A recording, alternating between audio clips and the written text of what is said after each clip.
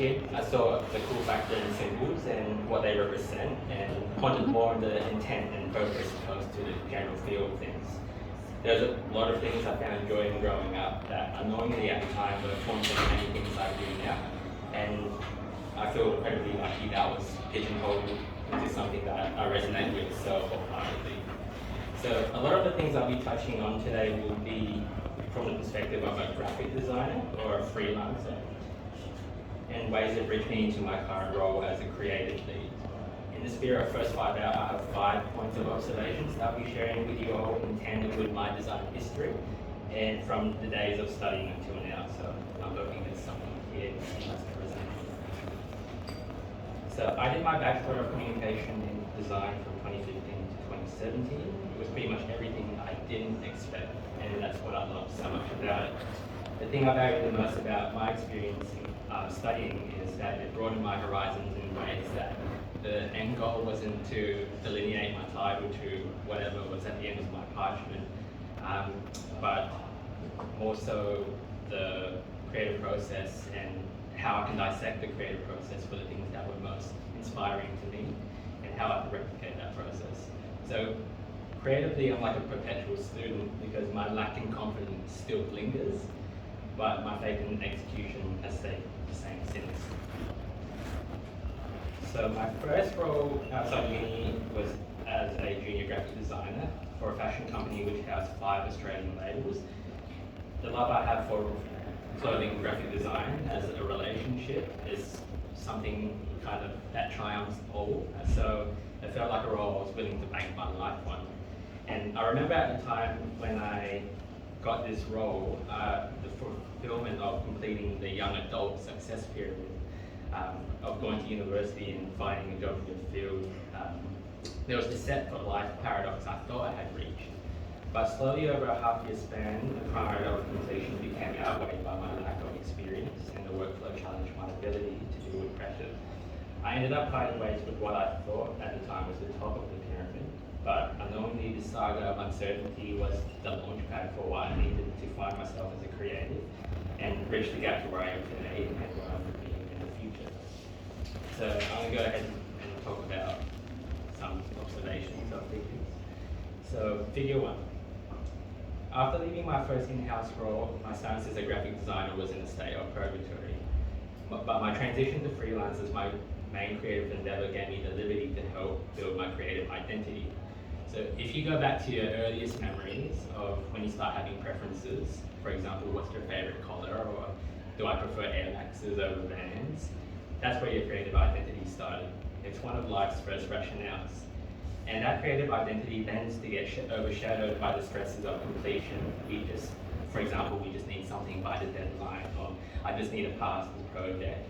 But if university taught me how to do things, it was my time freelancing that taught me the art of being able to do things. I re-established myself as a freelancer for 4 years while I worked service retail as my day job. And when other creatives would ask what I would do, the title of freelancer felt like a euphemism for unemployment. This was a thought I gaslit myself into thinking, especially when it's the default thing to ask in every passing interaction.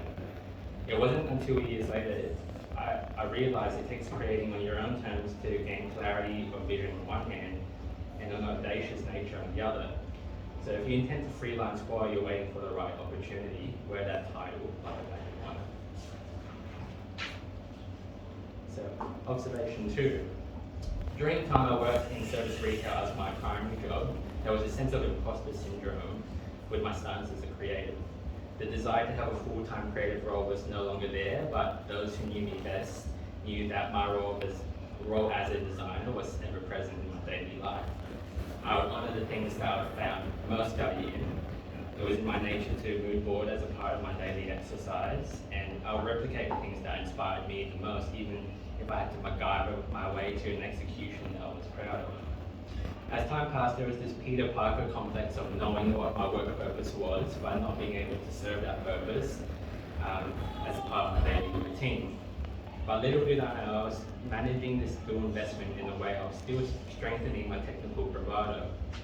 If you find yourself in a place where you're still in limbo finding permanent work, as long as you're creating for the sake of creating, whether it's concept work, personal projects, don't perceive this as inactivity. The industry is a place where creative activity is recognised just as much as your current role, and although real work proves your ability to work with people, it's body of work that speaks volume on how you operate as a creative.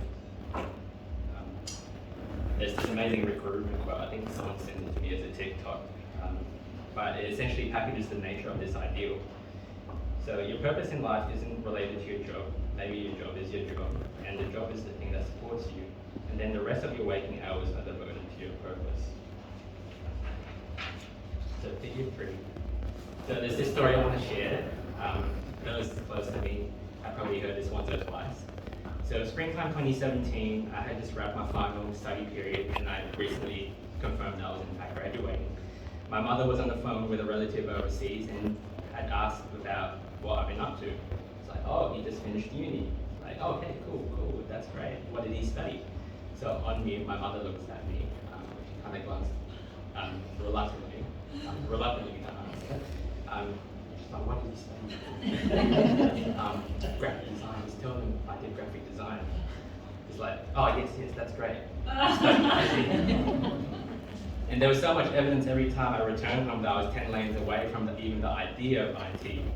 But however, the older I've gotten, I've come to learn that my mother didn't say this out of ignorance, but rather out of protection. Because our society is very aware on who painted the Starry Night, but unaware with who designed the Coca-Cola logo. I still don't know who designed the Coca-Cola. The mystique of our practice is something I love to take pride in, but sometimes it backfires just enough to hold us from being able to work on creative endeavors that we want to be worthy of. In the midst of my time as an independent, my email signatures looked a little bit like this. A bit like that M. Night Shyamalan movie, the split personality thing. Simply because it's more valid for a photographer to shoot a wedding than a digital marketing consultant. I felt reluctant to label myself as a designer, but didn't want to be limited to the social media guy. After years of misdirecting people in what I primarily specialize in, it allowed me to put my work in the forefront of my title. And my biggest takeaway is this: as a freelancer, titles are ultimately in the eyes of the beholder. You will resonate with something based off your skill set and interests, and you can label yourself accordingly if the body of work is there. If you like to shoot movies on your iPhone, it doesn't make you less credible of a filmographer if your work has reached a point of impact, even if that means a few people. So next time you experience uncertainty in a small talk situation where you get asked a direct question of what do you do, claim the title that's in best interest to you and your work. Figure 4. When I look back at my work spent years ago, there's this element of discontentment. Once you know full well what influences you and what you resonate with, it generates the notion of being your own worst critic. It's like if I time traveled back to my younger self in the midst of doing work, I would struggle to even make eye contact with him. You can imagine a career spanning 40 to 50 years, let alone 5 years, that it's kind of like staring at a work that never gets acknowledged. But for any active creative, there's just work, and there's work that you know full well represents you and what you're capable of. And I call this the 10% rule. It's acknowledging that 90% of the work that never graces the forefront of your portfolio is actually the foundation needed to put the 10% of best work on a pedestal.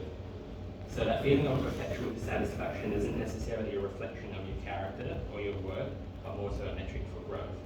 This rule doesn't just apply to body of work, but also workplaces, career changes, future projects, and so on.